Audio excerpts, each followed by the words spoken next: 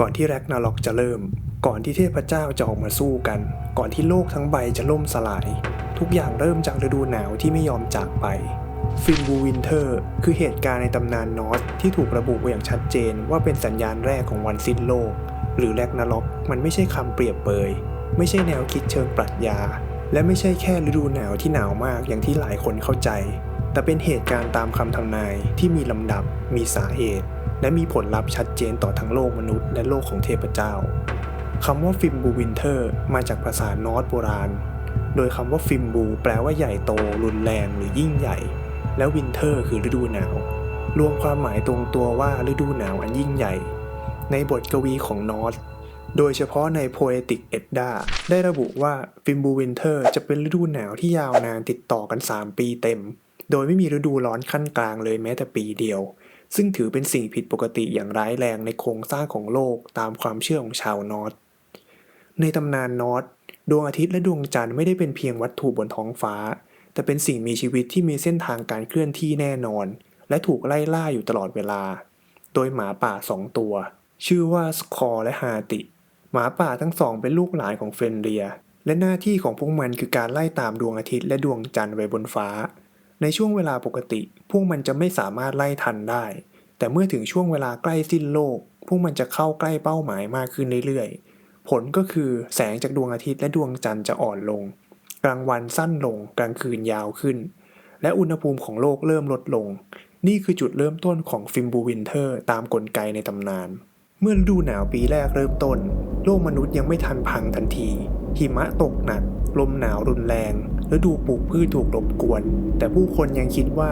นี่เป็นเพียงปีที่เลวร้ายปีหนึ่งพวกเขาพยายามใช้ชีวิตตามปกติเก็บเสบียงที่มีอยู่และรอคอยฤดูร้อนเหมือนทุกปีที่ผ่านมาแต่ฤดูร้อนไม่มา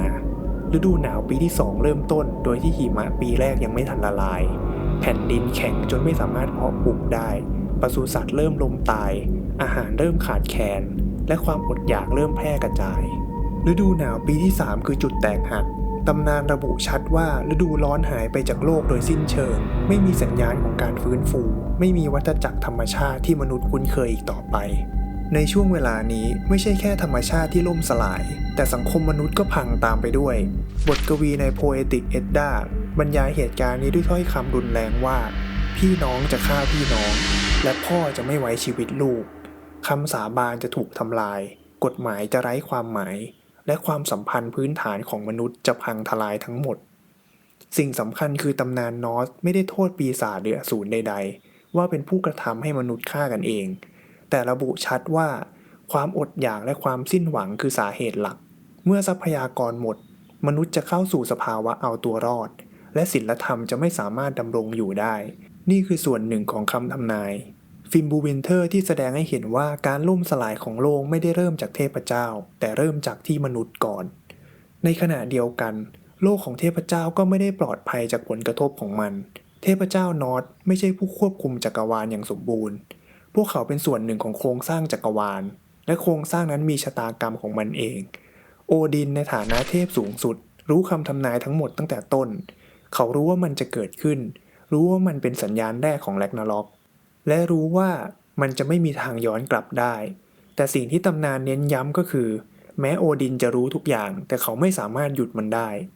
ระหว่างที่มันดำเนินไปสัญญาณอื่นๆของวันสิ้นโลกก็เริ่มปรากฏแผ่นดินไหวเกิดบ่อยขึ้นโซ่ตรวนที่ใช้ล่ามเฟนเรียวเริ่มคลายตัว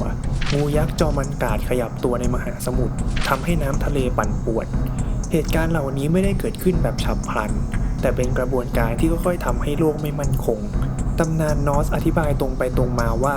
เมื่อฟิมบูเวนเทอร์เกิดขึ้นโลกก็เริ่มแตกไปแล้วและแร็กนาร็อกเป็นเพียงบทสุดท้ายของกระบวนการนั้นสิ่งที่ทำให้มันแตกต่างจากภาพวันสิ้นโลกในตำนานอื่นก็คือมันไม่มีฉากการต่อสู้ไม่มีฮีโร่ไม่มีชัยชนะให้รอคอยมันเป็นช่วงเวลาที่ยาวนานเต็มไปด้วยความหนาวความหิวและการล่มสลายอย่างช้าๆของทุกระบบที่โลกพึ่งพาในช่วงเวลานี้มนุษย์ส่วนใหญ่ตายหรือแตกสลายไปแล้วก่อนที่การต่อสู้ของเทพเจ้าจะเริ่มขึ้นเสียอีกเมื่อฟิมบูวินเทอร์ใกล้สิ้นสุดหมาป่าสกอร์และฮาติจะไล่ทันดวงอาทิตย์และดวงจันทร์กลืนกินมันจนฟ้ามืดสนิทโลกจะจมอยู่ในความมืดและนั่นคือจุดที่แร็กนาร็อกเริ่มต้นอย่างแท้จริงแต่ถ้ามองตามลำดับเหตุการณ์ ฟิล์มบูเวนเทอร์คือช่วงที่โหดร้ายที่สุดเพราะมันยาวและหลีกเลี่ยงไม่ได้และมันไม่ให้โอกาสใครได้แก้ตัวในมุมมองของชาวนอร์ธมันไม่ใช่การลงโทษมันไม่ใช่คำสาปและมันไม่ใช่ผลของความชั่วร้ายแต่มันคือสิ่งที่ต้องเกิดตามชะตากรรมของจักรวาลโลกมีวัฏจักรและทุกวัฏจักรย่อมมีจุดจบก่อนที่โลกใหม่จะเกิดโลกเก่าต้องถูกทำลายเสียก่อนและการทำลายนั้นไม่ได้เริ่มจากไฟหรือดาบแต่เริ่มจากฤดูหนาวที่ไม่ยอมจากไปนี่คือเหตุผลที่ฟิมบูวินเทอร์ถูกวางไว้เป็นเหตุการณ์แรกของวันสิ้นโลกในตำนานนอร์ธเพราะมันทำหน้าที่เหมือนการรื้อโครงสร้างทั้งหมดตั้งแต่ธรรมชาติสังคมมนุษย์ไปจนถึงความมั่นคงของจักรวาลเมื่อถึงวันที่เทพเจ้าออกมาสู้กันโลกแทบไม่เหลืออะไรให้ปกป้องแล้วทุกอย่างถูกทำให้พร้อมสำหรับการล่มสลายตั้งแต่ฤดูหนาวแรกเริ่มต้นขึ้นสำหรับชาวนอร์ธนี่คือคำเตือนที่ชัดเจนว่าโลกไม่ได้พังในวันเดียวและวันสิ้นโลกไม่ได้เริ่มจากเสียงฟ้าผ่าหรือการต่อสู้ที่ยิ่งใหญ่แต่มันเริ่มจากการเปลี่ยนแปลงเล็กๆที่สะสมจนไม่มีใครหยุดได้ฤดูหนาวที่ยาวเกินไปอาหารที่ขาดแคลนและมนุษย์ที่หันอาวุธใส่กันเองคือสัญญาณว่าจุดจบได้เริ่มต้นไปแล้วฟิล์มบูวินเทอร์จึงไม่ใช่เพียงฉากหลังของแร็กนาร็อกแต่เป็นหัวใจของวันสิ้นโลกในตำนานนอร์ธเป็นช่วงเวลาที่โลกถูกทำให้แตกสลายทั้งทางกายภาพและทางสังคมและเป็นบทพิสูจน์ว่าก่อนที่เทพเจ้าจะล้มมนุษย์ต้องล้มลงก่อนเสมอ